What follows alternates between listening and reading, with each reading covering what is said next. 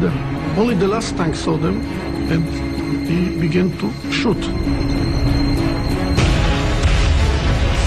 And the commander shouted at him, "Why are you shooting? We are in our territory." He said, "This is Syrians, already here." We didn't believe that they arrived so west. Their problem was that the T-55 have only 5 degrees of degradation. That means the cannon can't be aimed very far down. It's a disadvantage for a tank on higher ground, engaging an enemy approaching from below.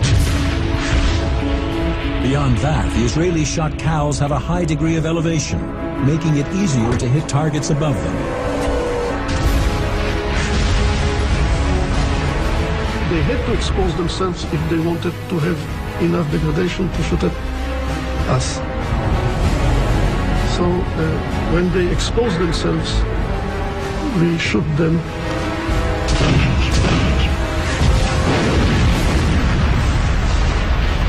So by that way, we succeed to stop them.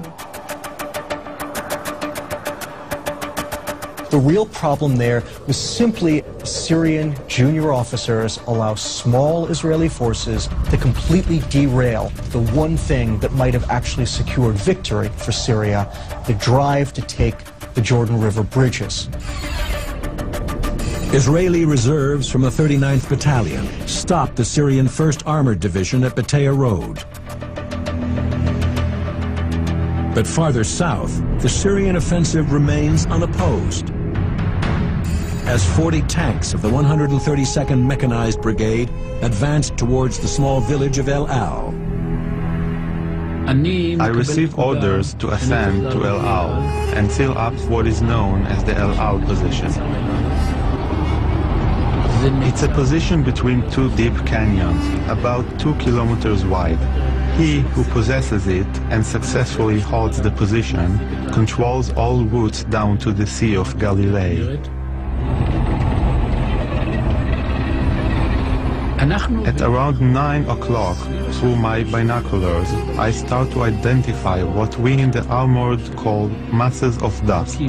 This means that you can see the clouds of dust far before you hear the noise. And through the binoculars, I notice some movement from a distance of about 4 kilometers.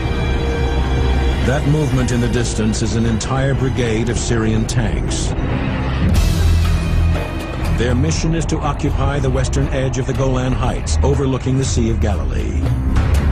From here, the flatlands of Israel lie almost undefended and at the mercy of the advancing Syrians.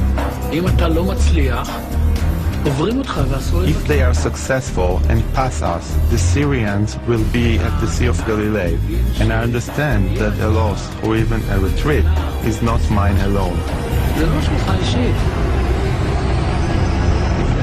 It would be fatal.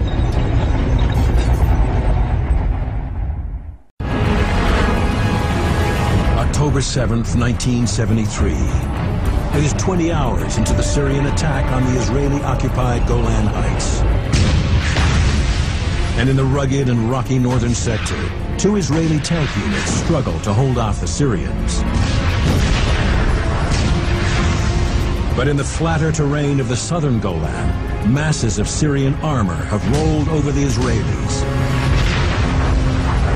and are pushing on towards bridges over the Jordan River. At around 9 o'clock, through my binoculars, I start to identify what we in the armored call masses of dust. This movement ahead becomes clearer and clearer, and then we start to identify Syrian tanks. They are getting closer and are stopping at distances of about 1,500 meters, and we start to notice a lot of strikes.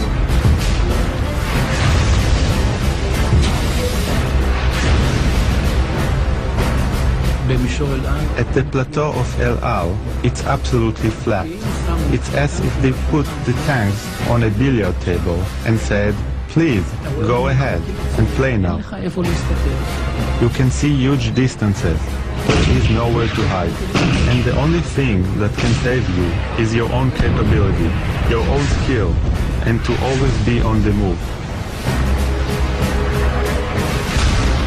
I always make sure that the tanks are always moving and not firing more than what's called a ball to the target, which is just 2 or 3 shells, one after the other. We fire one and then adjust. We fire another and then move to another position. In order to get a target, you'd have to stop and stand. Then you bring the turret to a point where it is in line with the enemy tank. You give the range according to your estimation. When everyone announces on, I give the command to fire.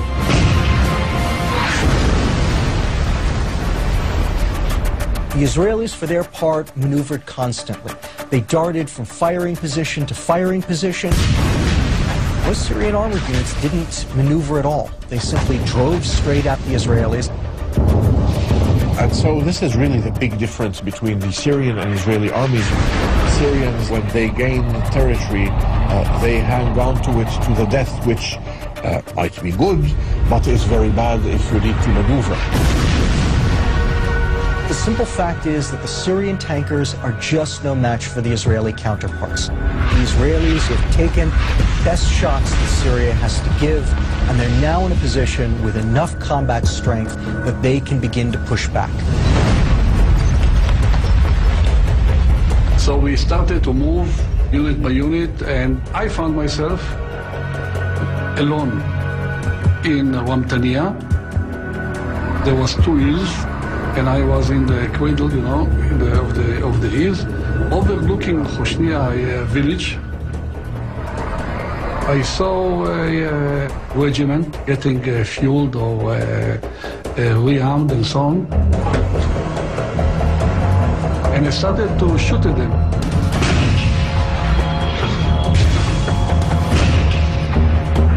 And I saw some Syrian tanks leaving the hills.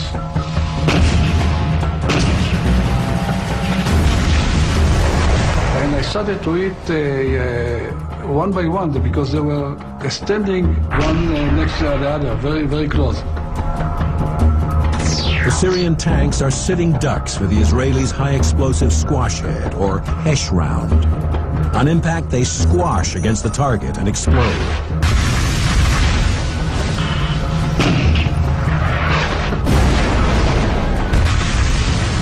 Creating a shock wave that tears apart the inside of the tank. I think I destroyed something like 7 tanks before they started to move and to understand that somebody is shooting at them. They shot back.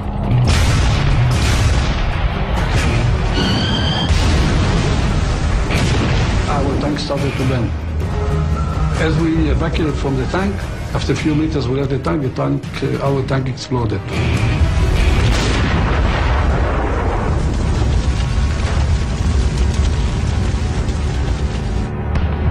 The outnumbered Israelis fall back and regroup, and the Syrians gear up for a final big offensive.